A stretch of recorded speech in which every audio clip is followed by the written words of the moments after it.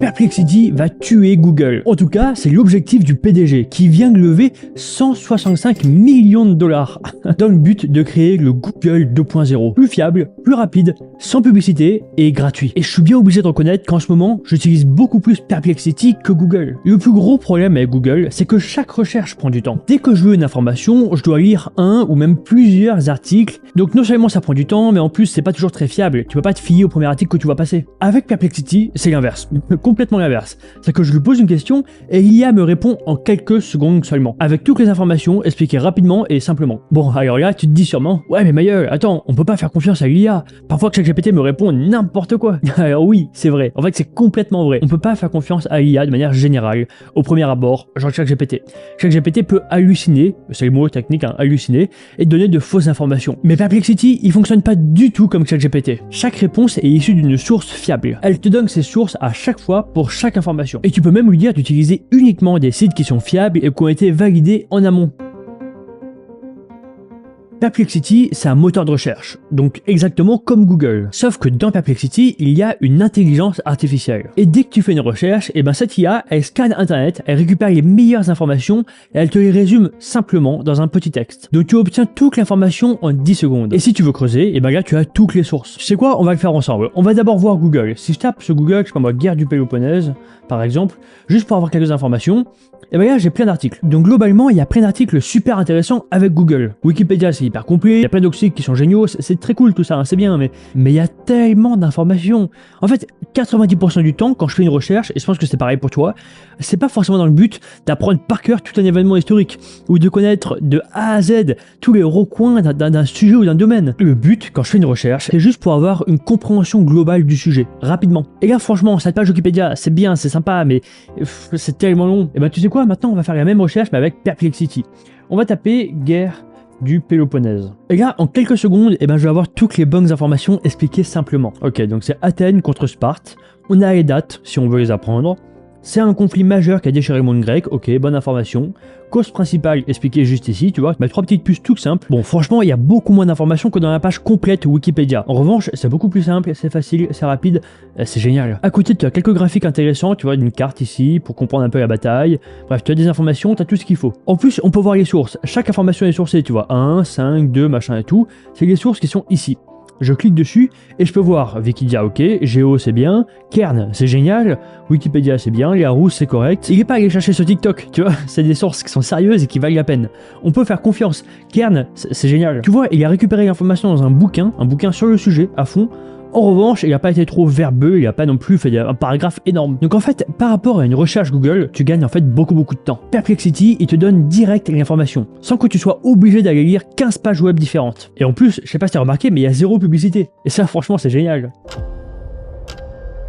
Alors ça, c'est un truc qui est incroyable, franchement j'adore. En fait, tu peux discuter avec Perplexity. Je vais te montrer. Là, j'ai un petit résumé. C'est bien, mais imaginons que je veux d'autres informations. Des informations un peu plus complètes. Par exemple, quelles sont les causes principales? Je pose la question et il va me répondre. Encore une fois, en se basant sur des sources qui sont sérieuses. Évidemment, je peux faire ça avec plein de questions, genre acteurs principaux. Donc voilà, et là j'ai les entités, si tu veux, les cités.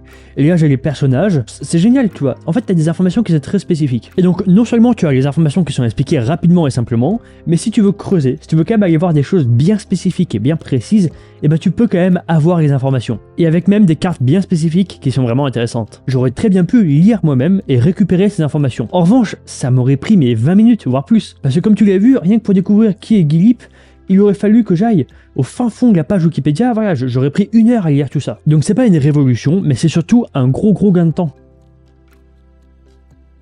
Bon maintenant, est-ce que tu es prêt à halluciner? Et là par exemple, on va lui dire résume tout ça, et là toutes les informations qu'on a vues avant, surtout que la guerre du Péloponnèse, vont être résumées simplement dans un tableau qui est simple à comprendre, qui est efficace. T'as vu, on a un bon tableau qui est simple, qui est pas non plus abusé, mais avec toutes les bonnes informations à l'intérieur.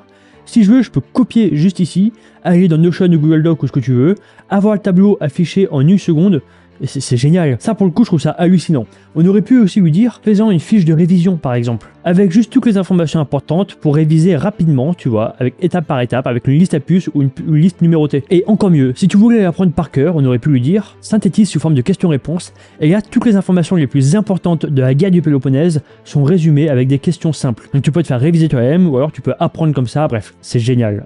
Alors encore une fois, tu aurais pu faire ça à la main. Tu aurais pu prendre la page Wikipédia, la lire entièrement et en faire 25 questions qui sont les plus importantes. Tu aurais pu le faire, mais tu aurais passé 1 heure. Là, ça s'est pris en 3 minutes. Bon, alors là, ce que je vais te montrer, c'est vraiment génial. Quand tu te poses une question à Perplexity, tu peux choisir quelles sont ses sources. Tu peux dire, ok, les sources, ça va être tout de manière générale, tout Internet. Ou alors, tu peux aussi lui dire, ça va être uniquement des revues scientifiques, uniquement des papiers qui ont été contrôlés, qui sont sérieux et qui ont été validés avant. Voilà, on va lui reposer cette question, et là, on va cliquer ici sur focalisation.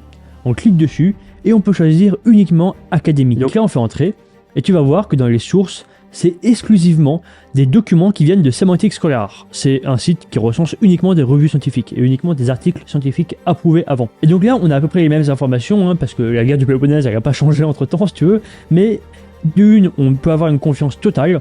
Ça vient d'articles qui sont sérieux, qui sont poussés, si tu veux, comme celui-là. Et encore une fois, même principe, tu peux poser des questions, tu peux demander un graphique ou un tableau, tu peux demander des questions, bref, tu fais ce que tu veux avec. Quand je fais une recherche Perplexity, j'ai cette petite case marquée Pro. Je peux cliquer dessus pour activer une recherche Pro et je vais te montrer à quoi ça sert. Alors juste avant, c'est une fonctionnalité qui est payante, mais tu as 5 essais gratuits entre guillemets chaque jour. Donc franchement c'est bien. Et donc là, il va aller chercher beaucoup plus de sources. Donc non seulement il n'y aura pas 5 sources, mais il y en aura 15, mais en plus des sources beaucoup plus sérieuses. Donc je peux les voir ici. Donc par exemple, j'ai Phaton, j'ai Percé, très bien. J'ai après l'internaute bof.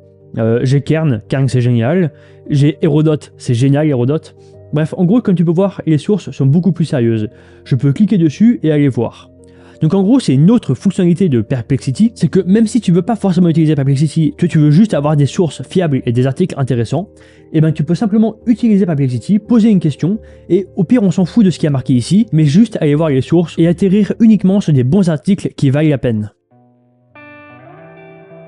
Alors dernier point intéressant, ils ont une extension qui est hyper pratique.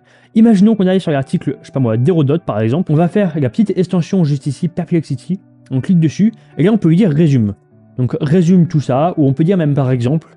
Et là, très important, on va cliquer sur focus, et on va mettre cette page. Comme ça, il y aura uniquement cette page qui va être résumée. Je fais entrer, et là, littéralement, en 10 secondes, j'ai un résumé complet sous forme de tableau qui apparaît juste ici. Est-ce que c'est pas génial quand même? Ça veut dire que depuis n'importe quelle page web, et ça marche même avec les vidéos YouTube, attention, c'est génial, et ben t'as un tableau complet, t'as un résumé, tu vas avoir une liste à puces, et là j'ai mis tableau, mais tu peux lui demander ce que tu veux. Encore une fois, tu fais la petite icône ici, copier, tu vas dans Notion, Google Doc, ou Word, ou ce que tu veux, tu fais coller, et voilà.